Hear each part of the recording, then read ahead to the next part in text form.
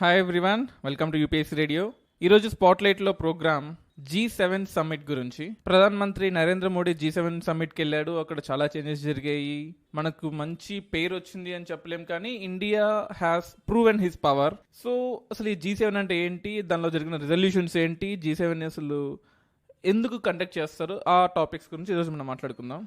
G7 అంటే group of 7 countries: Canada, France, Germany, Italy, Japan, United Kingdom and United states.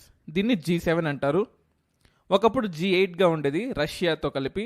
రష్యాని తీసేశారు. So అది పక్కన పెడితే G7 1975లో అంటే G8గా స్టార్ట్ అయింది. దానిలో చెప్పాను కదండి, రష్యాని తీసేశారని. సో ఈ యూక్రెయిన్ ఇష్యూలో దాన్ని వేలు పెట్టినందుకు, లేకపోతే కేవ్ కానీ యూక్రెయిన్ ఇష్యూలో చాలా గొడవలు జరిగినందుకు రష్యాని తీసేశారు. సో ఇప్పుడు G7గా ఉంది. అదొక ఇన్ఫార్మల్ గ్రూప్ అండి.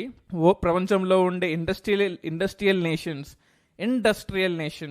డెవలపింగ్ నేషన్స్ కాదు, ఇండస్ట్రియల్ నేషన్స్ గుర్తుపెట్టుకోవాలండి. 64% ఆఫ్ ద వరల్డ్స్ వెల్త్, ప్రపంచంలో ఉండే సంపదలో 64% ఈ G7 కంట్రీస్లోనే ఉంటుంది.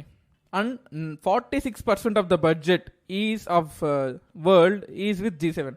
అంటే 46% జీడిపి, ప్రపంచ జీడిపి ఈ కంట్రీస్లో ఉంటుంది. వెల్త్కి జీడిపికి తేడా ఉంటుంది, మీకు గమనించాలి. వెల్త్ అంటే ఆస్తి, జీడిపి అంటే day to day expenditure, receipts, ఇవన్నీ కూడా. 33% ఏమో పీపీపీ జీడిపి అంటారు, అంటే పర్చేసింగ్ పవర్ ప్యారిటీలో జీడిపి 33%.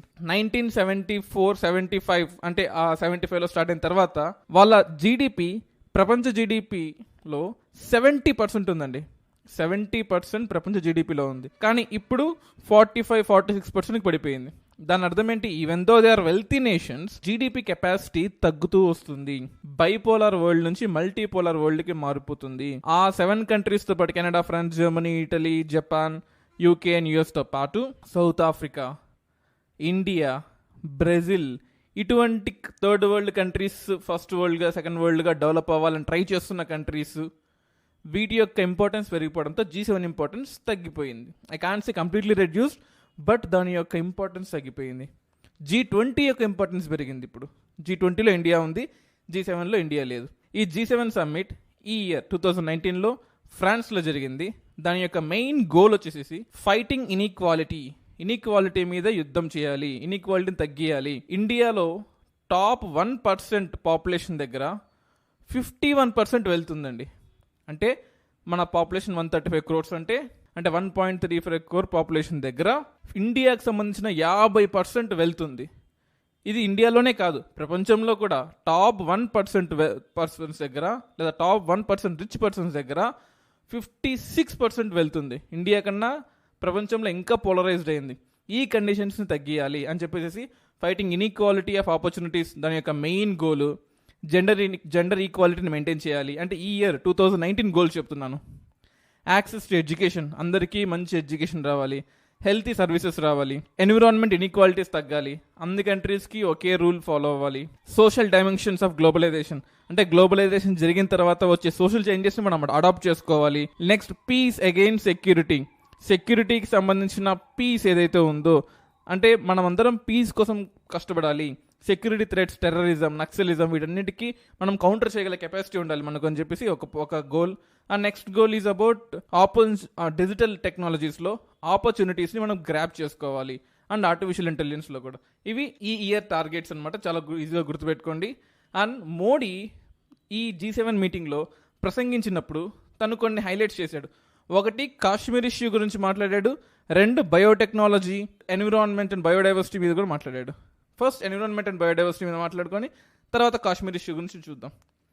ఫస్ట్ అని చెప్పింది, సింగిల్ యూజ్ ప్లాస్టిక్ని ఎలిమినేట్ చేసేయాలి. ప్లాస్టిక్ ఎలాగో సాయిల్లో డిగ్రేడ్ అవ్వదు, కాబట్టి we have to reuse it so that దాని యొక్క యూసేజ్ని తగ్గిద్దాము అని చెప్పేసి. అటువంటి సింగిల్ యూజ్ ప్లాస్టిక్ ఏదైతే ఉంటుందో, పాలిథిన్ కవర్స్ కానీ ఇటువంటివన్నీ, మీరు కవర్స్ మీద రీసైకిల్ సింబల్ ఉంటుంది చూసారా, అటువంటి రీసైకిల్ లేనివి కొనకూడదు అనమాట. సో అవన్నీ సింగిల్ యూజ్ ప్లాస్టిక్, అవి తగ్గియాలని చెప్పి. కన్జ్యూమింగ్ ఆఫ్ వాటర్, మనం కన్జంప్షన్ ఆఫ్ వాటర్ కూడా తగ్గియాలి. It can be for any purpose, agriculture కానీ, we have to go for good type of irrigation systems. Solar energy, మనకు ఇంటర్నేషనల్ సోలార్ అలయన్స్ కూడా ఫ్రాన్స్తోనే మనకు అగ్రిమెంట్ చేసుకున్నాం అనమాట. That is one of the neighbouring countries, I mean to say one of the foundation countries మనకి even though గురుగ్రామ్లో capital ఉన్నప్పటికీ కూడా France one of the founding members. అలాగే ఫ్లోరా అండ్ ఫౌనా కూడా డెవలప్ అవ్వాలి. COP21లో కాన్ఫరెన్స్ ఆఫ్ పార్టీస్ 21 ప్యారిస్లో జరిగిన goals ఏవైతే ఉన్నాయో అవన్నీ కూడా ఇండియా నెక్స్ట్ 1.5 yearలో పూర్తి చేస్తుంది అని మోడీ ఫ్రాన్స్లో మాటిచ్చి వచ్చాడు. G7 సమ్మిట్లో మాటిచ్చాడు, చాలా ఇంపార్టెంట్. అండ్ రెన్యూబుల్ ఎనర్జీ టార్గెట్స్ని కూడా మేము ఈజీగా కంప్లీట్ చేస్తాము. 100 GW సోలార్ ఎనర్జీని మేము ఖచ్చితంగా 2021 కల్లా సంపాదిస్తాము అని మోడీ చెప్పాడు. దీనితో పాటు ఇంకొక బర్నింగ్ టాపిక్ G7లో మోడీ మాట్లాడింది ఏంటంటే పాకిస్తాన్ ఇష్యూ గురించి. మీరందరూ టీవీలు చూసే ఉంటారు. డొనాల్డ్ ట్రంప్ పాకిస్తాన్ ఇండియా ఇష్యూలో నేను మీడియేటర్గా పనిచేస్తాను, నా వల్ల పీస్ రావాలని నేను కోరుకుంటున్నాను అని క్లియర్గా చెప్పాడు. దానికి నేను ప్రధానమంత్రి నరేంద్ర మోడీతో కూడా మాట్లాడుతానని చెప్పాడు. కానీ ఈ ఇష్యూలో ఇండియా విన్ అయింది. ప్రెసిడెంట్ ట్రంప్ చేతనే మనం మీడియేటర్ అక్కర్లేదు, India Pakistan are too mature countries, they can solve by their independence, వాళ్ళిద్దరూ వాళ్ళ కంట్రీస్ యొక్క ఇంటర్నల్ మ్యాటర్స్ని వాళ్ళే సాల్వ్ చేసుకుంటారు అన్న స్టేజ్కి ఇండియన్ డిప్లొమసీ ఎదిగింది. అంటే మనం ఇక్కడ గుర్తుపెట్టుకోవాల్సింది, యుఎస్ఏ ప్రెసిడెంట్ చేసిన స్టేట్మెంట్ని తనే వెనక్కి తీసుకునేంత విధంగా మన ఐఎఫ్ఎస్ ఆఫీసర్స్ పనిచేశారు. జై హో ఫర్ దెమ్. మనము ఈ కాశ్మీర్ ఇష్యూ ఇంటర్నల్ మ్యాటర్ కాబట్టి మనము పీస్ కోసం ఏం ప్రామిస్ చేశామంటే మేము డైలాగ్తో సాల్వ్ చేసుకుంటాము, ఒకరినొకరు మాట్లాడుకుంటాము అని ప్రపంచ దేశాలన్నిటికీ చెప్పాం. G7లో మనం చెప్పింది ఏంటి అంటే మేమందరము కూడా, అంటే పాకిస్తాన్ ఇండియా ఇప్పటి నుంచి ఏ ఇష్యూనైనా బాంబులతో గన్నులతో కాదు డైలాగ్తో సాల్వ్ చేస్తామని ఇండియా తరఫు నుంచి మనం హామీ ఇచ్చామన్నమాట. అన్ని కంట్రీస్ G7 కంట్రీస్ అన్నీ కూడా ఇండియాకే సపోర్ట్ చేసాయి. పాకిస్తాన్కి ఏ కంట్రీ సపోర్ట్ చేయలేదు. పార్షియల్గా యుఎస్ఏ సపోర్ట్ చేసినా అది ఎట్ లాస్ట్ మళ్ళీ ఇండియా సైడే వచ్చేసింది ఆర్గ్యుమెంట్ మొత్తం. ఎందుకంటే Pakistan is a state sponsored terrorist country అని అందరికీ తెలుసు.